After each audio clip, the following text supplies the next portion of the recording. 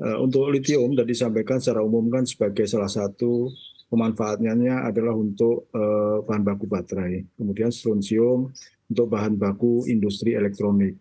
Nah, apa upaya yang dilakukan oleh Badan Geologi sejauh ini adalah melakukan penyelidikan pendahuluan di tahun 2020. Ini di daerah bagian selatan Lumpur Sidoarjo atau tepatnya di daerah Kecamatan Porong. Nah, kemudian di tahun 2022 kita tindak lanjuti dengan melakukan penyelidikan pendahuluan di daerah sisi utara Lumpur Sidoarjo, tepatnya di daerah Tanggul Angin.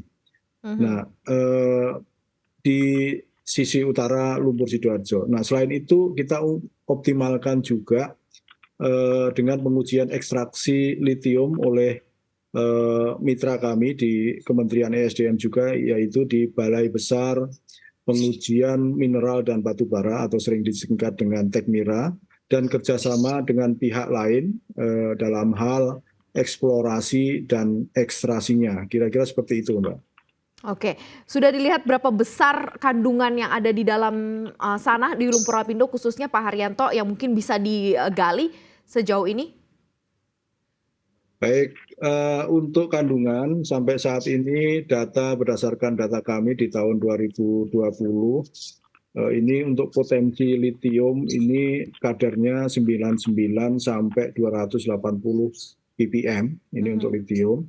Kemudian untuk strontium ini kadarnya 255 ppm sampai 650 ppm. Nah, ini terus kami update terus, Mbak, datanya, karena data untuk tahun 2022 ini masih dalam analisis di laboratorium kami.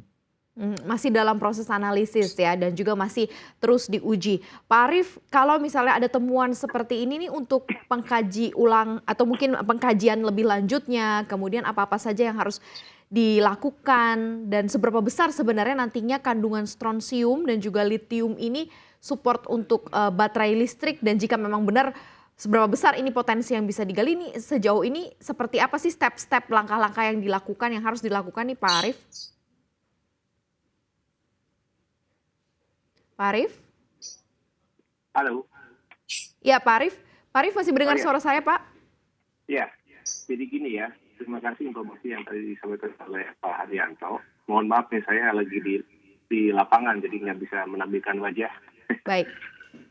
Jadi tadi yang disampaikan Maria bahwa Badan Geologi SDM itu menemukan potensi strontium dan litium di Lumpur Lapindo. Itu sungguh kabar yang menggembirakan. Cuma kalau kami sendiri dari segi praktisi di industri dan di industri hilir itu akan concern dengan yang ditemukan oleh FM itu apakah baru berupa hasil penyelidikan umum, sumber daya atau cadangan. Nah, tadi kan Pak Haryanto sudah menerangkan litium 100 ppm, kemudian strontium rata-rata 200 ppm. Sejujurnya setelah ekstraksi metalurgi ini sungguh sangat seksi untuk diekstraksi ya, karena secara ekonomi ini sudah sangat layak untuk diekstraksi dari segi kadar.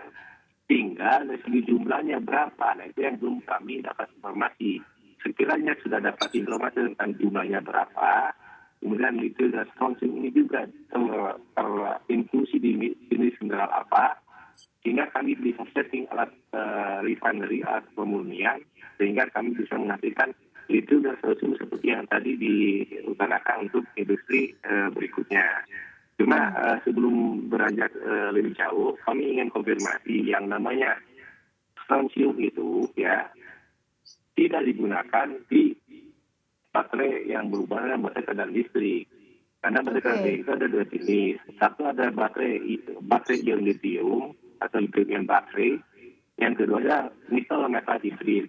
Nah, di kedua jenis ini, baik baterai ion litium maupun nikel metal hidrid, sama sekali tidak menggunakan strontium. Strontium gunakan dulu di tabung TV atau tabung TV yang gede itu, cathode ray tube, yang sekarang itu tergantikan dengan LCD, liquid crystal display, yang berbahan baku oksida silika, oksida silikon, boksit, indium, timah, dan semuanya memang ada di Indonesia. Penggunaan strontium yang lebih ada untuk pemakaian secara air, juga untuk benar-benar kesehatan. Tapi sejauh yang saya ketahui bahwa strontium tidak digunakan untuk industri kendaraan listrik, ya, Baik. kendaraan baterai kendaraan listrik. Demikian, Hmm. Maria. Pak Arief, ini kan ditemukannya di daerah lumpur Lapindo ya untuk litium Ya. dan strontium. Sebenarnya mineral seperti ini bisa ditemukan di jenis tanah atau daerah-daerah yang seperti apa sih? Mungkin di belahan daerah di Indonesia sebenarnya masih banyak tempat yang mengandung kandungan litium dan strontium ini nih Pak Arief. Ya, kalau pertanyaan seperti itu lebih cocoknya diutarakan ke geologis ya. Saya sendiri metalurgis ya, sebagai pengolah dari hasil temuan geologis. Tapi menurut informasi yang saya dapat dari geologis, lithium itu untuk sementara memang ada ditemukan di mana di Lubuk Lapindo. Tapi potensi lain yang bisa memungkinkan untuk digunakan lithium adalah di geothermal. Nah, geothermal itu banyak mengandung lithium, cuma berapakah kadarnya itu? Karena kalau kami dari segi hilirisasi di industrinya itu sangat concern dengan berapa kadar, jenisnya apa, kemudian jumlahnya berapa, baru kita setting investasi dan alat. Begitu, Mas ya.